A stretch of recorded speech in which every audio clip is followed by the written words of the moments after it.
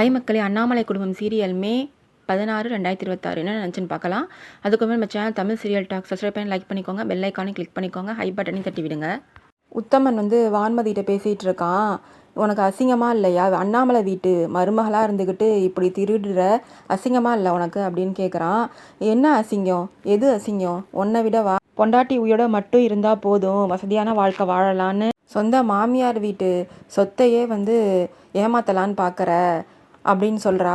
அவ்வளோ திமிரா உனக்கு? இப்போவே போய் நீ தான் இந்த காசெல்லாம் திருடுனன்னு சொல்லி எல்லாட்டையும் சொல்கிறேன் அப்படின்னு சொல்கிறா. போ சொல்லு போ, நானும் சொல்கிறேன். நீ அன்னைக்கு அண்ணியை என்னென்னலாம் சொல்லி பேசின, நீ பொறுப்பு கொடுக்கலன்னு சொல்லிட்டு அவங்கள கொடுமைப்படுத்துகிறேன், அதெல்லாம் நான் காதில் வாங்கிட்டு தான் இருந்தேன். நான் இப்போ போய் அவங்கள்ட்ட நீ கொடுமைப்படுத்த பவித்ரா அண்ணிய அப்படின்னு சொன்னால் அவங்க உன்னை இந்த வீட்டிலே வச்சுக்க மாட்டாங்க, வெளியில் அமுச்சு விட்ருவாங்க. நீ போய் சொல்லு, நானும் சொல்கிறேன். நான் சொன்னானாச்சும் பரவாயில்ல, காசு தானே, பரவாயில்ல, இனிமேல் எடுக்காத, இதுமாரி நடந்துக்காதுன்னு சொல்லுவாங்க. ஆனால் நீ அப்படி கிடையாது. அத்தைங்களாம் ஒரு அம்மா ஸ்தானத்தில் இருக்காங்க. அவங்க பொண்ணுக்கு இது மாதிரி நீ துரோகம் பண்ணுற, அவங்கள கொடுமைப்படுத்துறேன்னு நினச்சின்னா உன்னை இந்த வீட்டை விட்டே அமுச்சிருவாங்க. ஏற்கனவே உன்னை பற்றி நல்லாவே தெரியும். போனால் போதும் தான் வீட்டோட மாப்பிள்ளையாக வச்சிட்ருக்காங்க, வேறு வழி இல்லாமல் அப்படின்னு வான்மதி அவனை சொல்லும்போதே அவன் நின்றுடுறான், போகாமல். அவங்கள்ட்ட சொல்லலை போய், இனிமேல் என்கிட்ட இந்த வேறெல்லாம் வச்சுக்காத அப்படின்னு வான் பண்ணிட்டு போகிறான் அவனை, வான்மதி உத்தமனை. வான்மதி ஹால் பக்கமாக நடந்து போயிட்டுருக்கும் போது அங்கே பவித்ரா நின்றுட்டுருக்காங்க. ஏன் இப்போ வான்மதி என் மேலே கோவமாக இருக்கியா அப்படின்னு கேட்குறாங்க. அதெல்லாம் இல்லை, நான் தான் அண்ணன் அன்னைக்கு கொஞ்சம் கோவமாக பேசிட்டேன், மன்னிச்சிடுங்க அப்படின்னு சொல்கிறா. வான்மதியும் பவித்ராவும் பேசிகிட்டு இருக்கும் போது அங்கே வெண்ணிலா வரா. அதான் அத்தை நல்லபடியாக எந்த பிரச்சனையும் வராமல் தலையிட்டு அன்னைக்கு பெரிய பிரச்சனை ஆக இருந்துச்சு, அத்தை அதை தடுத்துட்டாங்க, அத்தை மட்டும் இல்லைன்னா அன்னைக்கு பிரச்சனை பெருசாக இருக்கும் அப்படின்னு சொல்லி வெண்ணிலா சொல்லிகிட்ருக்கா. ஆமாம், சித்தி அன்னைக்கு எவ்வளவோ பெரிய விஷயமா இருந்தாலும் பிரச்சனையாக இருந்தாலும் அதை ஈஸியாக ஹேண்டில் பண்ணுறாங்க. நானும் குழந்த பிறந்துச்சுன்னா அண்ணாமலை சித்தி மாதிரி தான் நல்லா தைரியமாக வளர்ப்பேன் அப்படின்னு சொல்லி பவித்ரா பேசிகிட்ருக்காங்க. சரி, வெண்ணிலா கேட்குறாங்க, ஹாஸ்பிட்டல்லாம் போனீங்களா, செக்கப்லாம் பண்ணிங்களா அப்படின்னு கேட்டுட்ருக்காங்க. போனேன், குழந்த நல்லாயிருக்கு, எந்த பிரச்சனையும் இல்லைன்னு சொன்னாங்க. எப்படா 10 மாதம் வரும்ன்ருக்கு அப்படின்னு பேசிகிட்டு இருக்கும் போதே அவளுக்கு வலி வந்துடுது, ரொம்ப வயிற்ற வலிக்குதுன்னு சொல்லி உட்காந்துடுறா. இவங்க 2 பேரும் என்னாச்சு ஏதாச்சுன்னு கேட்டு அத்தைன்னு கூப்பிட்றா வெண்ணிலா. கூப்பிடும் போதே எல்லோரும் வராங்க. வருண், கௌதம் அக்காவுக்கு உடம்பு சரியில்லை, நான் போய் கார் ஸ்டார்ட் பண்ணுறேன், நீங்கள் கூட்டு வாங்க அப்படின்னு வெண்ணிலாவை சொல்லிட்டு போகிறான். இருப்பா அப்படின்னு சொல்கிறாங்க அண்ணாமலையும் லீலாவதியும். லீலாவதி சொல்கிறாங்க, இது சூட்டுனால வர வயிற்று வலி தான், அதெல்லாம் ஒன்றும் பிரச்சனை இல்லைன்னு சொல்லு அண்ணாமலை அப்படின்னு சொல்கிறாங்க. ஆமாம், இது சூட்டுனால வர்ற வயிற்று வலி தான், தானாகவே சரியாக போயிடும் அப்படின்னு சொல்லிட்டு இருக்கிறத கேட்காம, அம்மா இதெல்லாம் எந்த காலத்தில் இருக்கீங்க, அக்கா வெளியில் துடிச்சிட்ருக்காங்க, வாங்க ஹாஸ்பிட்டல் போகலாம் அப்படின்னு சொல்கிறான் வருண். இல்லை, ஒரு நிமிஷம் இரு அப்படின்னு சொல்லிட்டு உள்ளே போய் கஷாயம் போட்டு கொண்டாந்து தராங்க. பவித்ராவுக்கு கொடுக்குறாங்க. அவங்களும் குடிச்சிட்டு, என்னம்மா நீங்கள் இந்த காலத்தில் போய் இப்படி பண்ணிகிட்ருக்கீங்க, வாங்க ஹாஸ்பிட்டல் போகலாம், இது மாதிரிலாம் பண்ண வேணாம்மா, அவங்க வழியில் அக்கா எப்படி துடிக்கிறாங்க பாருங்கள் அப்படின்னு எமோஷனலாக பேசிகிட்டு இருக்கான். இல்லைப்பா, உனக்கு இதெல்லாம் தெரியாது, இதெல்லாம் பாரம்பரியமாக நம்ம பண்ணிகிட்ருக்கிறது. அந்த காலத்தில் 10 குழந்தைங்க பெற்றுப்பாங்க வீட்டிலே தான், இதெல்லாம் ஒரு பெரிய விஷயம் கிடையாது. நீ வேணால் 1 to 10 வரைக்கும் எண்ணு, அதுக்குள்ளே வலி சரியாயிடும் அப்படின்னு சொல்கிறாங்க.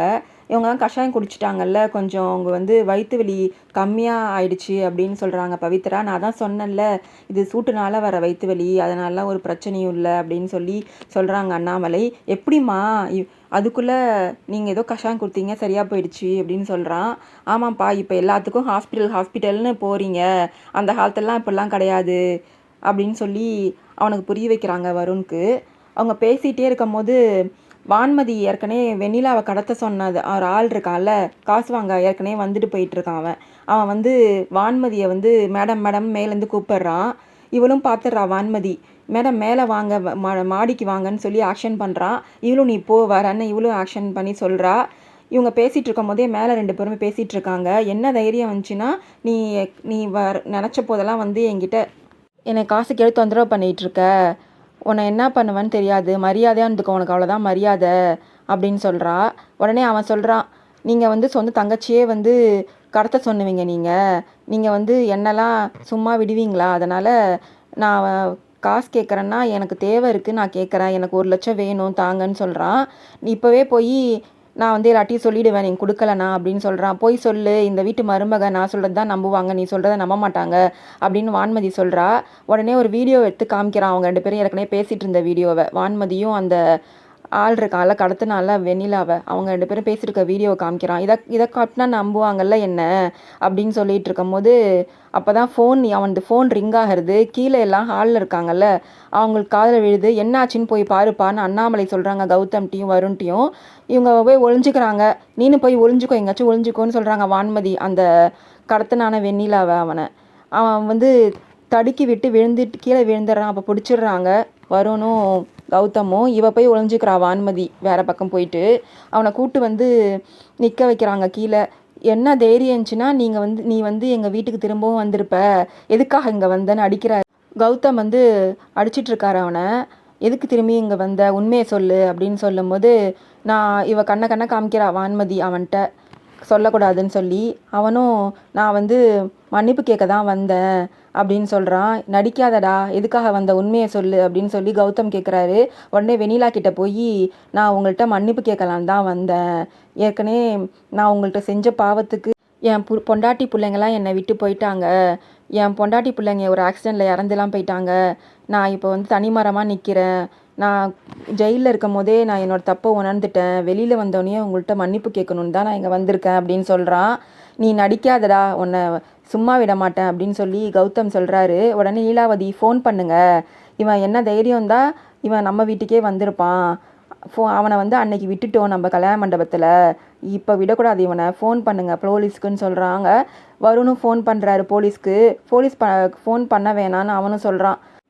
அதுக்கு வந்து அண்ணாமலை சொல்கிறாங்க, உண்மையாலே நீ திருந்திட்டினா உன்னை யார் கடத்த சொன்னான்னு சொல்லு அப்படின்னு சொல்கிறாங்க. இது நாங்கள் வந்து கீழே இருந்து வேலை பார்க்குறாங்க, எனக்கு மேலேருந்து ஆர்டர் வந்துச்சு, அவங்க சொல்கிறது தான் நாங்கள் செய்வோம், உண்மையாலுமே எனக்கு யார் கடத்த சொன்னாங்கன்னெலாம் தெரியலை அப்படின்னு அவன் சொல்கிறான். உடனே போலீஸ் வராங்க.